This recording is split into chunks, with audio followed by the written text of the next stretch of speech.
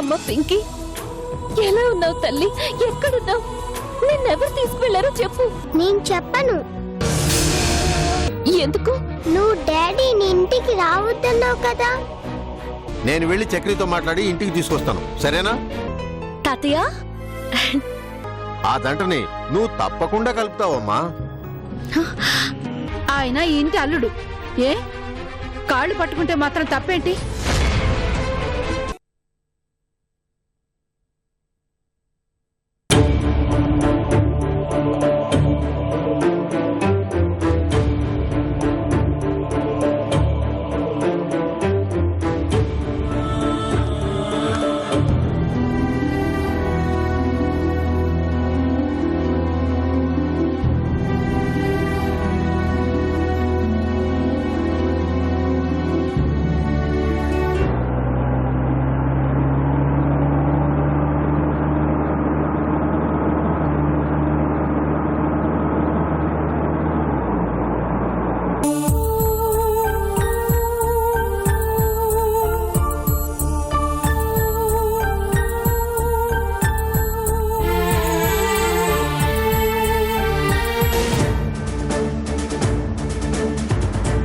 తాతయ్య, ఏడమ్మా, చక్రవర్తి ఎక్కడున్నాడు?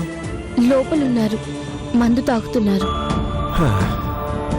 ముందు మీరెళ్ళి మాట్లాడండి తాతయ్య, నేను తర్వాత వస్తాను.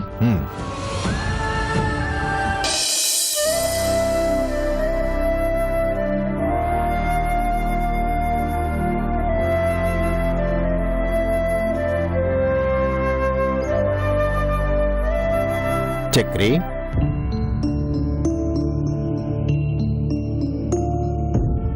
మీరా?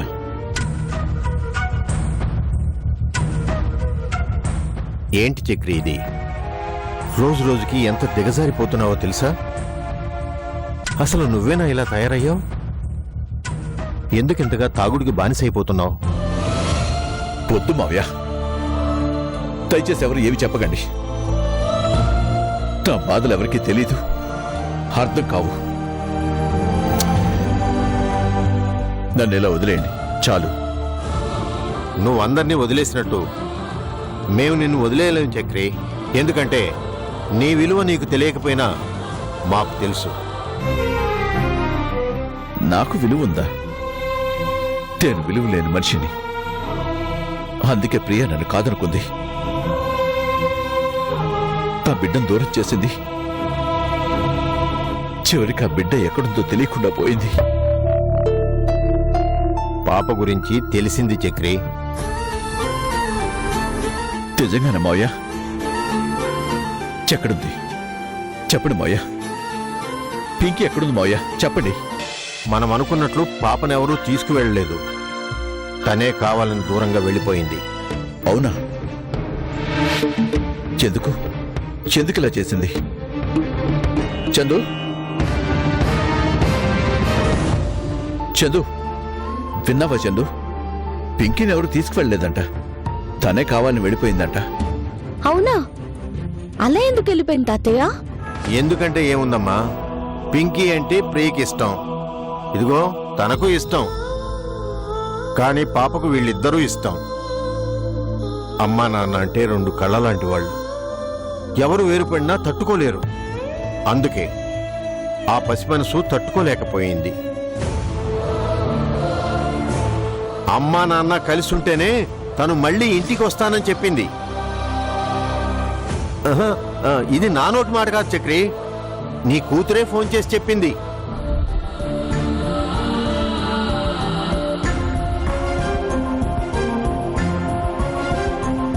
అవునా? ఇంకేం చెప్పింది తాతయ్య? రేపు ఉదయం 10 గంటలకల్లా ఫోన్ చేస్తుందట. ఆ టైంకి అమ్మా నాన్న కలిసి ఫోన్లో మాట్లాడాలట. కలిసి ఉంటాము అనే నమ్మకం కలిగించాలట.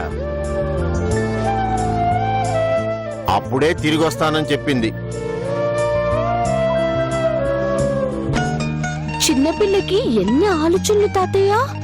నిజమే, పాపం తన ఆలోచనలో కూడా న్యాయం ఉంది కదూ.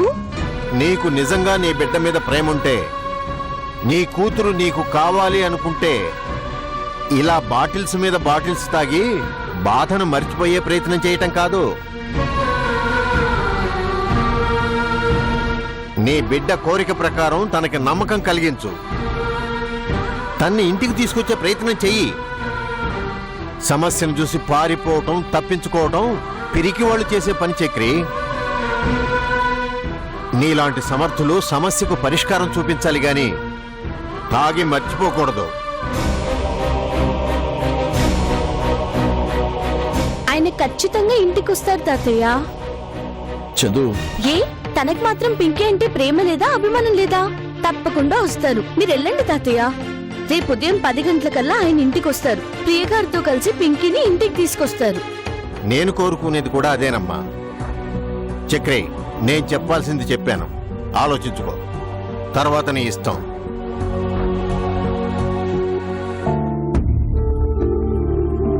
పింకీ కోసమైనా మీరిద్దరూ కలవాలి ప్లీజ్.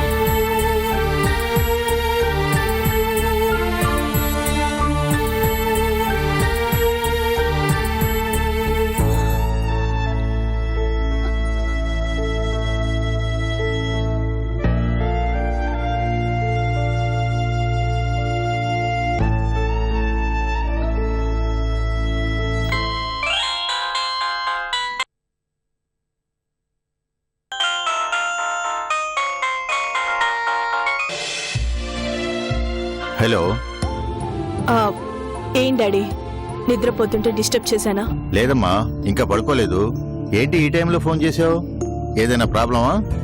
లేదు డాడీ, మీతో మాట్లాడాలనిపించింది, అందుకే ఫోన్ చేశాను. ఏంటమ్మా, ఏమైంది? మీరెప్పుడొస్తారు డాడీ? మీరెప్పుడొస్తారా? చందుని ఎప్పుడు తీసుకుని వస్తారా అని నేను ఎదురు చూస్తున్నాను. నాకు వీలైనంత త్వరగా రావాలనే ఉందమ్మా. కానీ చందు ఇప్పుడల్లా వచ్చేలా లేదు. తన పని పూర్తయితే గాని రానంటోంది. కానీ ఇక్కడ కృష్ణ తన గురించి ఎంత దిగులు పడుతున్నాడో తెలుసా డాడీ? తెలుసమ్మా, నాకు అర్థమవుతోంది. మనమే చందు గురించి ఇంత బాధపడుతుంటే కన్న తండ్రి, పైగా చందు జబ్బు గురించి తెలిసిన మనిషి ఎంత బాధపడతాడో నాకు తెలుసమ్మా. మీరు అర్థం చేసుకోవడం కాదు డాడీ, చందుకు అర్థమయ్యేలా చెప్పండి. తను ఎక్కడికో వెళ్లి లోకాన్ని ఉద్ధరించటం కాదు, తన కోసం ఎదురు చూస్తున్న తన వాళ్ల కోసం తనేం చేస్తుందో అది ఆలోచించమని చెప్పండి డాడీ. ఆలోచించుకోకుండా ఎలా ఉంటుందమ్మా?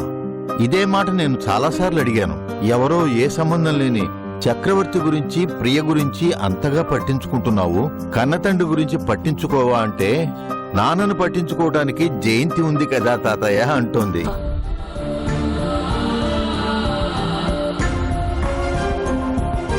తను ఏ రోజైనా అందరికీ దూరం అవుతుంది కనుక తను దూరం అయ్యేలోగా మీ అక్కా బావల్ని దగ్గర చేయాలని అనుకుంటోంది. తన దృష్టిలో తను చేస్తుంది మంచే కావచ్చు డాడీ, కానీ ఇక్కడ నా గురించి ఆలోచించండి. చందు విషయంలో కృష్ణ ఎంత సెన్సిటివ్ అనేది మీకు బాగా తెలుసు కదా. ఇన్ని రోజుల నుంచి చందు గురించి వాళ్ళిద్దరూ కళ్ళలో ఒత్తులేసుకొని ఎదురు చూస్తున్నారు డాడీ. ఎన్నోసార్లు నా దగ్గర చందు గురించి బాధపడ్డారు, చందు గురించి అడిగారు, ఎంక్వైరీ చేశారు. వరంగల్లో ఉంది, దొరికింది అని సంబరపడ్డారు. ఇప్పుడు తెలిసి కూడా దాచాం. ఈ విషయం కృష్ణకి తెలిస్తే మనల్ని క్షమిస్తాడా? ఒక్కసారి ఆలోచించండి. కానీ చందు రానంటే నేనేం చేయగలనమ్మా? తను అనుకున్నది పూర్తి చేయటం కొరకే నేను ఇక్కడికి వచ్చాను. వీలైనంత త్వరలో చక్రీ ప్రియలు కలుసుకుంటే చందు బాధ్యత పూర్తవుతుంది.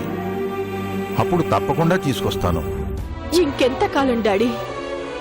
కృష్ణ దగ్గర ప్రేమని బయట పెట్టడానికి చాలా రోజులు ఎదురు చూశాను. అతని ప్రేమని పొందటానికి ఒక రకంగా తపస్సే చేశాను. రేపు చందు విషయంలో అతని కోపాన్ని భరించాలి అంటే నాకెందుకో చాలా భయంగా ఉంది డాడీ. అంత దూరం రాదమ్మా. మేము అనుకున్నది దాదాపు పూర్తయిపోతుంది. రేపు ఉదయం 10 గంటలకల్లా చందు అనుకున్నది చేసేస్తుంది. వీలైతే రేపే చందుని తీసుకుని వస్తాను. నువ్వు ప్రశాంతంగా నిద్రపో. Good night.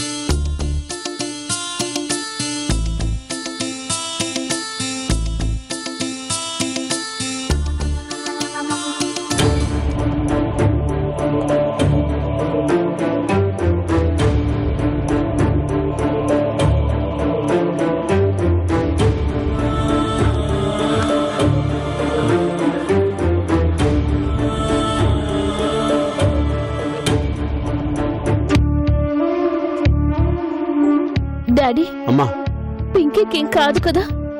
ఇంటికి వచ్చేస్తుంది కదా? అది పింకీ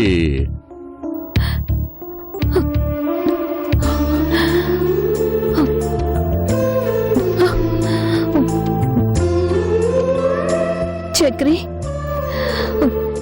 మనిద్దరం కలిసి ఉంటే పింకీ ఇంటికి వస్తానని చెప్పింది. నువ్వు వచ్చావు. తను వచ్చేస్తుంది కదా?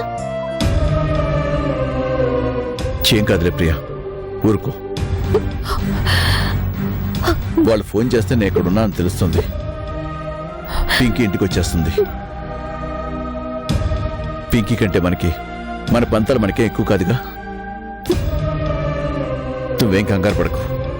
ఫోన్ రాని. మాకు కావాల్సింది మీరిద్దరూ కలిసి ఉండటమేనయ్యా. మీరిద్దరూ కలిసి ఉంటామని ఒప్పుకున్నాక పింకీ మీ దగ్గరికే నవ్వుకుంటూ వస్తుంది. ఇనుమును వంచాలంటే సమ్మెడ దెబ్బలు తప్పవు మరి.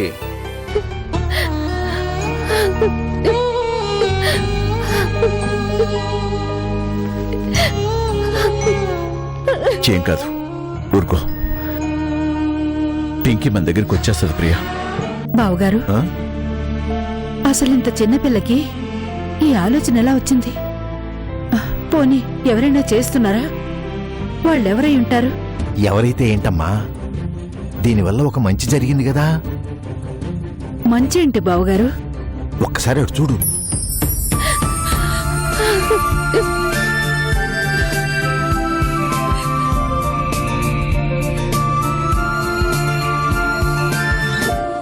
ఎంతకాలం కలిసి ఉండండి మనం ఎన్నిసార్లు చెప్పినా వీళ్ళు ఒప్పుకున్నారా?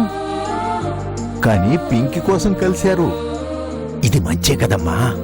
అందుకే మనలో మనకెన్నున్నా పిల్లల విషయంలోకి వచ్చేసరికి అన్నీ పక్కన పెట్టేస్తారు. ఒక చెడులో కూడా మంచే జరిగింది కదా.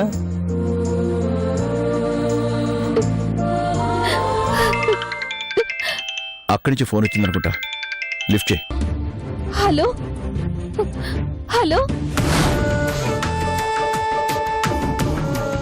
ఏ నీ కన్న బిడ్డ కోసం విలవిల్లాడిపోతున్నావా ప్రియా? ఎవరు మాట్లాడేది? నీ శత్రువుని. ఏ నీ దాకా వచ్చేసరికి కష్టమేంటో తెలిసిందా? నీ కన్న బిడ్డని శవాన్ని చేసి నీకే గిఫ్ట్గా పంపించబోతున్నాను. రెడీగా ఉండు ప్రియా. నో!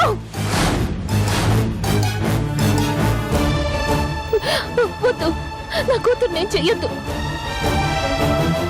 తనేం చేసిందని, చిన్న పిల్ల అది. దాన్నేం చెయ్యొద్దు. నీ ఫ్యామిలీ మొత్తం నీ కూతురి కోసం విలవిల్లాడుతున్నారని నాకు తెలుసు. నీకు దండం పెడతాను, నా కూతురు నేను చెయ్యొద్దు. మీకేం కావాలన్నా ఇస్తాను, ఎంత డబ్బు కావాలన్నా ఇస్తాను. నా కూతురు నేను చెయ్యొద్దు.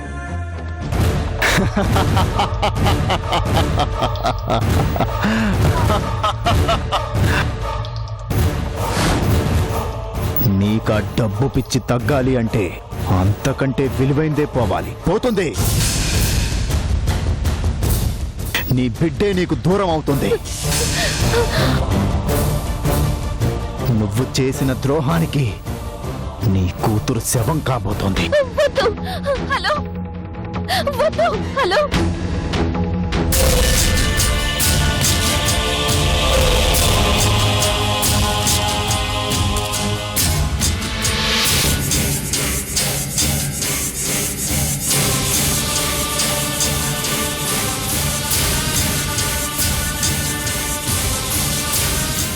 హలో. నేను మాట్లాడతాను, ఫోన్ ఇటీ అమ్మా. Hello hello.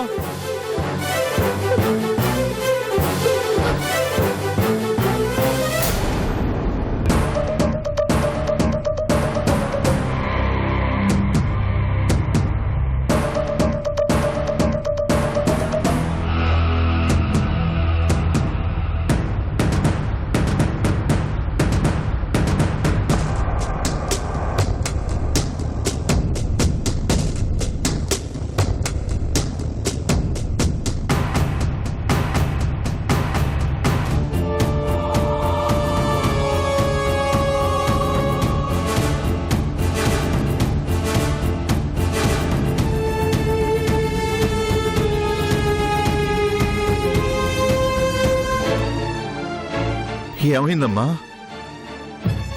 వాడెవరో నా కూతుర్ని చంపుతానంటున్నాడు పెదనాన్న. చంపడం ఏంటి? ఎందుకు చంపుతాడు? నువ్వు చక్రి కలిసి వస్తే బిడ్డనిస్తానని చెప్పాడు కదా. లేదు పెదనాన్న, ఎవరు కావాలని ఇదంతా చేస్తున్నారు. చాలా కసి పెట్టుకునే చేస్తున్నారు. వాడు పింకీని చంపుతానంటున్నాడు. వాడు పాపకి ఏదైనా ద్రోహం తలపెడతాడమ్మ. వెంటనే పోలీసు ఇన్ఫార్మ్. విశ్వనాథ్, నువ్వు ఆగు. అది కాదన్నయ్య, వాడు పాపను చంపుతానంటే ఏం చేయాలి? నువ్వు తొందరపడి పోలీసులకు చెప్తే వాడు ఏం చేస్తాడో ఏంటో. నువ్వు ఆగు. రేయ్, మన పాప వాళ్ళ దగ్గర ఉందిరా. మరి ఎలా మోయ్య? అవతల పాపం చంపుతానంటుంటే మనం ఏం చేయాలి? కొంచెం ఓపిక పట్టండి. నిన్న మీ ఇద్దరు కలిసి వస్తే పాపను ఇస్తాను అన్న మనిషి ఈరోజు పాపను చంపుతానంటాం ఏంటి? నాకు ఆశ్చర్యంగా ఉంది. ఎక్కడో ఏదో జరిగింది, అది తెలుసుకుందాం. ఈలోగా జరగాల్సిన ఘోరం జరిగిపోతుంది పెదనాన్న. అతని వయసులో ఏదో కక్ష కనిపిస్తోంది. వాడికి నా కూతురు మీద కాదు, నా మీద కోపం ఉంది. వాడు పింకీని ఏదైనా చేస్తే పింకీని ప్రియా, అమ్మ ప్రియా, ప్రియా, ప్రియా, తీసుకెళ్తారండి. ప్రియా, లోపలికి తీసుకెళ్దాం బాబు. ప్రియా,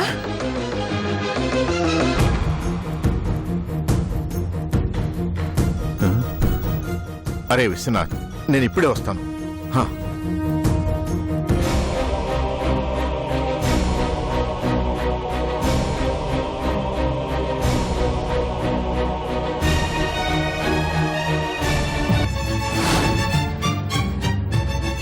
ఏంటమ్మా చందు ఇది?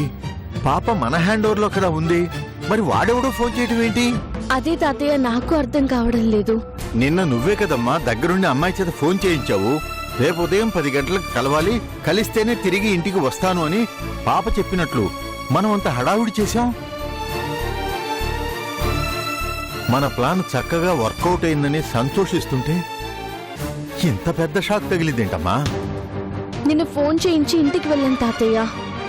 రాత్రి తనతో ఉండడం కుదరదు కదా. అక్కడే ఉంటే చక్రవర్తి గారికి అనుమానం వస్తుందని ఇంటికి వెళ్ళాను. ఉదయం వద్దాం అనుకున్నాను. మీరు ఫోన్ చేసేంత వరకు అక్కడ నాకు ఈ విషయాలేమీ తెలియలేదు. నాకెందుకో భయంగా ఉందమ్మా.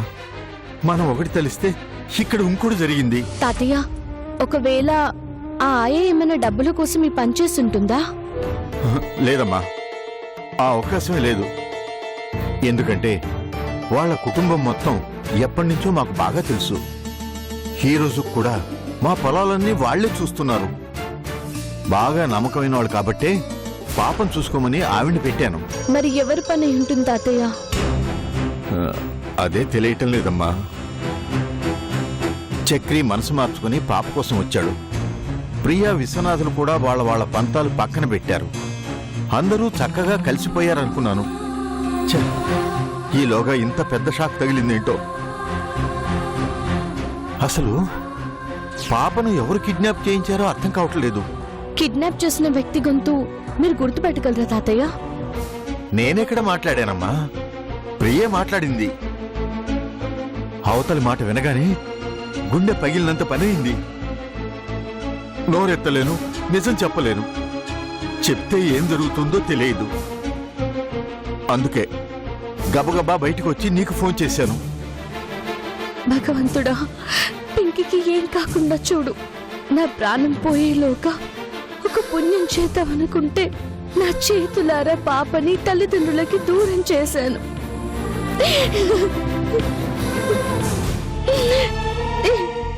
ఏడవకమ్మా. అక్కడికెళ్ళి ఏం జరిగిందో చూద్దాం. చూశాక ఏం చేయాలో ఆలోచిద్దాం. నువ్వు ఊరుకో, ఏడవద్దు. ఏంటో. డ్రైవర్, నువ్వు త్వరగా పోనీ.